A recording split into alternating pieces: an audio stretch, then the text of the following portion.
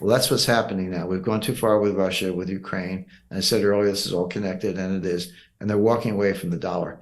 Now, it's not that difficult to launch a payment currency because you accept this currency and you think you can spend it somewhere else.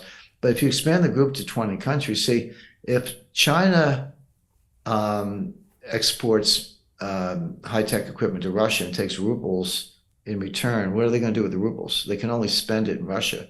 And that's the same is true of any bilateral trading relationship. If it's only two countries, you can't. What's Russia going to do with rupees for the oil they send to India? How much curry do you need? That's the problem. It's almost like barter. But if you expand the group, it's like, oh, I get BRICS currency from China for exporting energy, but I can spend my BRICS currency in Argentina for wheat, and Argentina can spend their BRICS currency in Saudi Arabia for oil. That works. Now it's like a loyalty program, isn't it? At a global scale. Just about, yeah. You got to fly certain airlines to cash in your miles, but that's why the airlines form these syndicates like One World. You got 15 airlines, not one. That's a very good analogy. But here's the key. Here's the missing link. Okay, you can make a payment currency, expand the BRICS, back with gold, make a payment currency. Can it be a reserve currency? Because I've been the one saying that, well, first of all, there is a difference, and you can't have a reserve currency without a bond market, because no one holds the currency in paper notes in the basement of the central bank. You got to put it into securities. Do you have the securities market? None of the countries have a securities market of that size. But then I said, I had one of these aha moments. I said, you could actually create it out of thin air by selling BRICS denominated bonds to your own people. You don't need Larry Fink and BlackRock and who's got Mark Carney and all these people to buy your currency or buy your bonds. Sell them to your own people. And the United States did this in 1917 in World War I with the Liberty Bond drive. Woodrow Wilson invented it. But every city in America in 1917, they had parades. You were not a patriot. You were not a patriot if you didn't buy Liberty bonds to support the war effort. By the way, look at the formation dates of E.F. Hutton, Dean Witter, Merrill Lynch. Was right around the teens, right between 1910 and 1920. That was the beginning of retail investing in the United States. Good. Prior to that, it had been a pro market. And if you're a Brazilian or you're an Argentinian, wouldn't you rather have a BRICS denominated bond instead of an Argentinian peso bond? I mean, you might want a U.S. bond, but you can't always get them. So this thing is coming faster than people. No one's expecting this. I've written about it. By the way, the article I talked about, and thank you for preparing your video, and it was sort of published in a abridged form. It was picked up the other day by Russian state media. I had nothing to do with it. They just thought it was interesting. But all of a sudden, that's reaching 1 billion people. So this is in the air. Who doesn't know about it?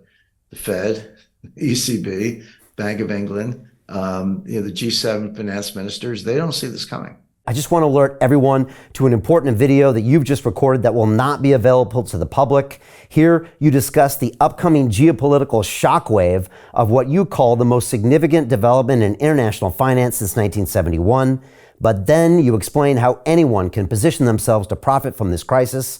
Our viewers can access that video at londonreal.tv/Jim, and I highly recommend that everyone go watch that immediately after our conversation, and that's going to be very detrimental to them. Correct, because if I'm Russia or China and I have BRICS currency through trade channels and it's linked to gold, do I want the price of gold to go up or down? I want it to go up because that makes me richer, but the price of gold, to the extent it's denominated in dollars, if they're strengthening or raising the price of gold, what's happening to the dollar? It's going down. And there was an increase in the dollar price of gold. It's not really a change in the price of gold. It's a devaluation of the dollar. It's not about gold. It's about the dollar. So that's going to be extremely inflationary. Wow. And this thing could feed on itself very quickly. And really push an already fragile situation. Correct. Wow. One that I warned the Treasury and the Pentagon about it 10 years ago, and they're like, "Thank you, Jim," and ignored it. Yeah. Wow. Well, I guess they probably won't now. And it's fascinating how, like you said, you hit the bag too many times. And I think when you saw the currency censorship going on with Russia after Ukraine war, where basically anybody who owned dollars no longer did. I mean, was that the straw that broke the camel's back, do you think, at the end of the day? Yeah, I think that's right. And I love, we just got through this debt ceiling debate in the United States, a couple of weeks ago, and you were, referred to that briefly. But the argument, the political argument, we got to raise the debt ceiling because the U.S. has never defaulted on its debt. We have to raise the debt ceiling. We can't default on the debt. I was just laughing. I said, we default on our debt all the time. What do you think happened to Russia? They had $150 billion of U.S. Treasury securities and digital book entry. They're not paper. The Treasury froze those securities. Okay, if I buy a bond and you don't pay me principal and interest, that's a default. You can call it what you want, but we're not paying the principal and interest to Russia, so we defaulted on those bonds. Now, if you're S&P or Moody's, you can call it a selective default. Okay, the U.S. is saying, oh, pay no attention to that 150 billion. We'll pay the rest of you people. Really? Why should you believe that when they just froze Russia? So we defaulted on Treasury securities owned by the Central Bank of Russia.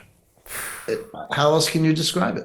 Wow, that's a strong statement, especially coming from you, Jim, who's been in the capital markets for a long time. I never thought. Well, I can go on. The U.S. is actually the master of default. We do it all the time. Inflation, et cetera. We just have different ways of doing it. Hey, it's Brian Rose, founder of the DeFi Academy. I've told you my 4-week crypto bootcamp is amazing, but don't take my word for it. This is what my students are saying. The DeFi Academy was an amazing experience for me. It took me totally out of my comfort zone. In this course, I was challenged, I was held accountable, and pushed to do things that honestly weren't always easy. It's been phenomenal, and I can't believe we're already up on our 4 weeks. It has flown by. Going through this DeFi accelerator by far was one of the best courses I've taken. You do this course, you really get into the nitty-gritty of the activities that will make you comfortable with decentralized finance.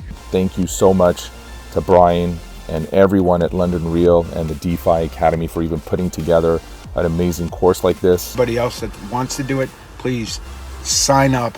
It is well worth the money.